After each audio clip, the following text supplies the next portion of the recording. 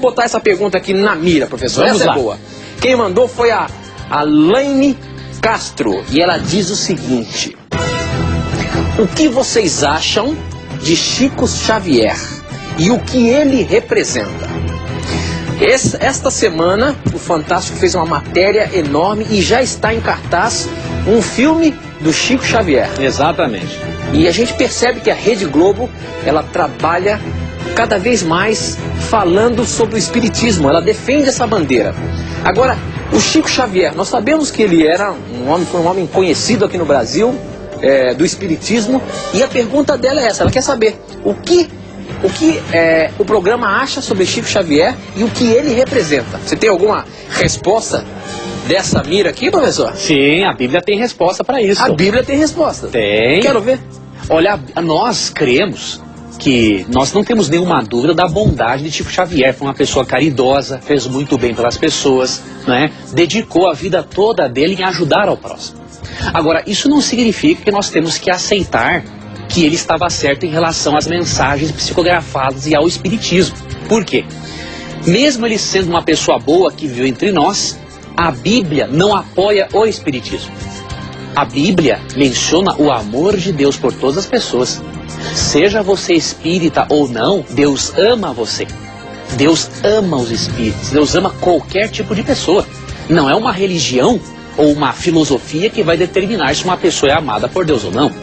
Agora, nós não podemos negar um fato, querido amigo que nos acompanha. Deus não apoia o espiritismo. Deus ama o espírita, mas ele não ama o espiritismo.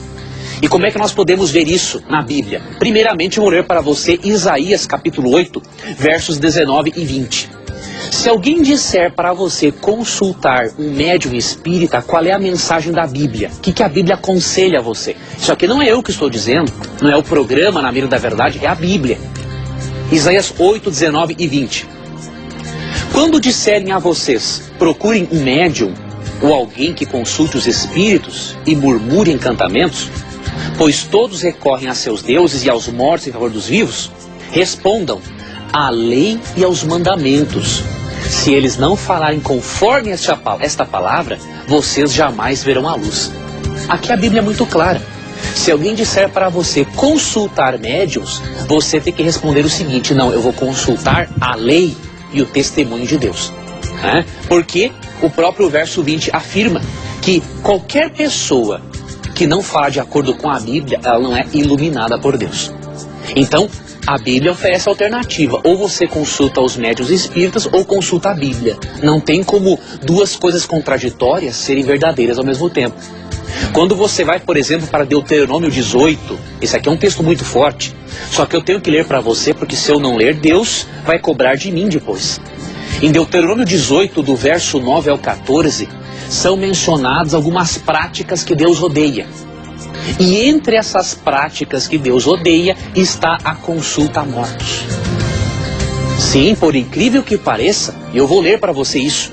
Deuteronômio 18, vou ler para você a partir do versículo 11. Quando Deus afirma que não devem haver certas práticas no povo de Israel, ele afirma também o seguinte: ou faça encantamentos, que seja médium, consulte espíritos ou consulte os mortos. O Senhor tem repugnância por quem pratica essas coisas. Bom, se a Bíblia é clara em dizer que Deus abomina, tem repugnância à consulta a mortos, alguma coisa tem de errada com os espíritos de mortos. Isso significa que na verdade não são espíritos de mortos. Quando você estuda a Bíblia, Gênesis 3, que você percebe Satanás incorporando em uma serpente para ela falar. Quando você estuda 2 Coríntios 11, 14 e 15, você percebe que Satanás se transforma em anjo de luz. Você não tem dúvida alguma de que esses espíritos de mortos que conversam com pessoas, na verdade, são demônios personificados. É uma terça parte dos anjos do céu que foram expulsas porque não quiseram estar sobre o governo de Deus, e eles têm o poder da personificação. Eles personificam o corpo, a voz e até o cheiro do perfume de uma pessoa que morreu.